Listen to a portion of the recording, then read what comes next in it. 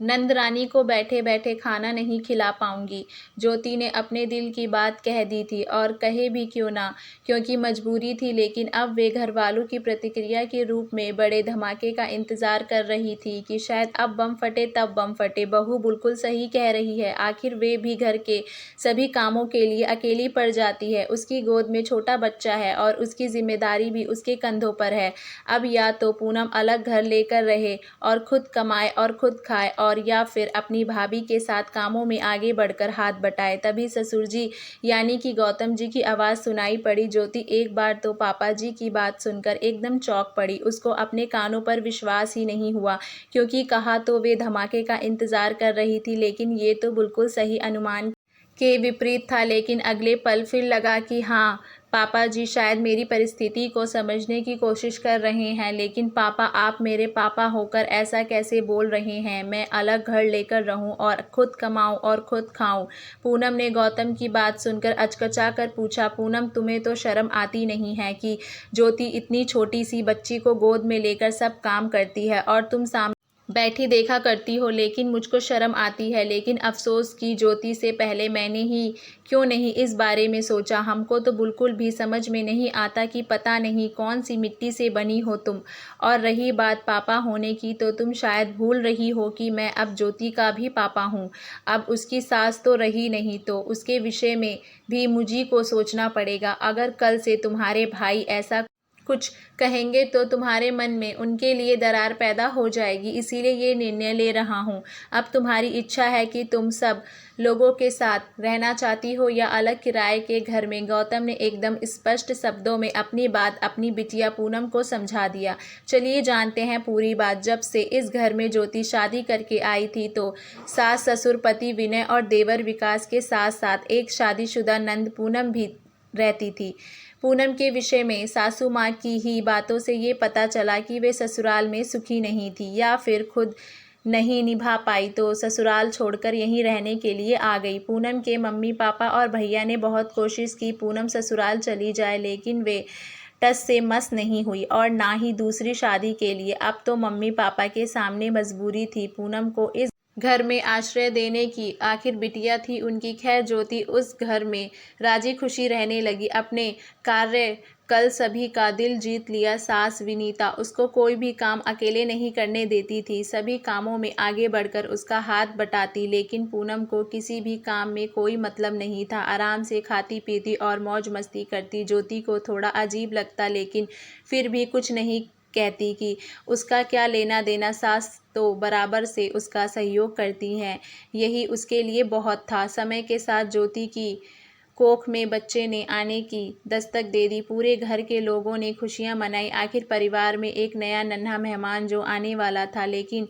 पूनम, उसके बाद भी पूनम घर का कोई काम नहीं करती थी। अब विनीता ज्योति को घर का ज़्यादा काम धाम नहीं करने देती, खुद ही सारा काम देखती। लेकिन इस समय भी पूनम उनकी कोई मदद नहीं करती। अगर विनीता कहती भी कुछ करने को, तो पहले तो उस काम को करने में तोला मटोला करती, और अगर करती भी तो कुछ ना कुछ बिगाड़ देती। उनकी इन्हीं हरकतों पर विनीता जलजला कर कह देती कि तुम्हारी इन्हीं आदतों की वजह से तुम ससुराल में नहीं निभा पाई। धीरे धीरे ज्योति को सारी स्थिति समझ में आने लगी कि पूनम कोई भी काम धाम करना पसंद नहीं करती थी। पूरे 9 महीने बाद परी ने जन्म ले लिया।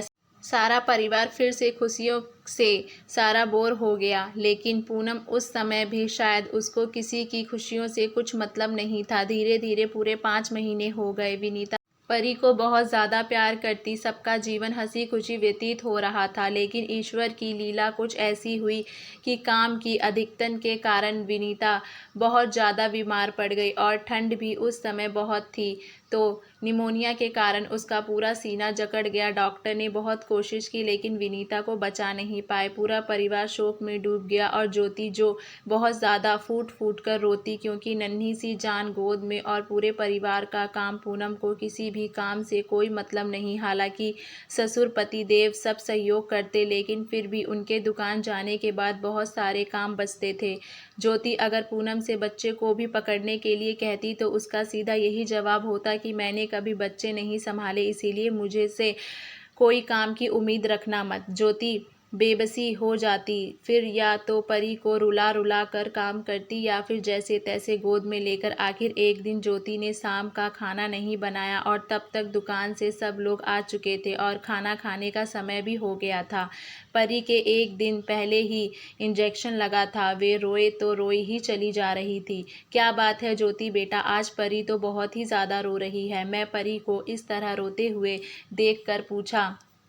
हाँ पापा जी, कल पोलियो का टीका लगाया था इसीलिए बहुत परेशान है। इसी वजह से मैं खाना भी नहीं बना पाई। मैंने पूनम दीदी से कहा भी था कि वे खाना बनाने, लेकिन वे पड़ोस के घर में चली गईं और अभी तक रसोई खाली पड़ी है। अगर पापा जी यही बात है तो मैं दीदी को बैठे बैठे खाना नहीं खिला पाऊँगी। आखिर कुछ तो फ़र्ज़ बनता है कि नहीं। प्लीज़ आप लोग बुरा मत मानिएगा, लेकिन आज मैं बहुत मजबूरी में ये सब कह रही हूँ। पता नहीं किस आवेश में ज्योति ये सब कहती चली गई, लेकिन थोड़ा मन में घबराहट भी थी। पता नहीं ससुर जी की क्या प्रतिक्रिया होगी। लेकिन जब उसने गौतम की बात सुनी तो उसको सचमुच बहुत ज़्यादा खुशी हुई।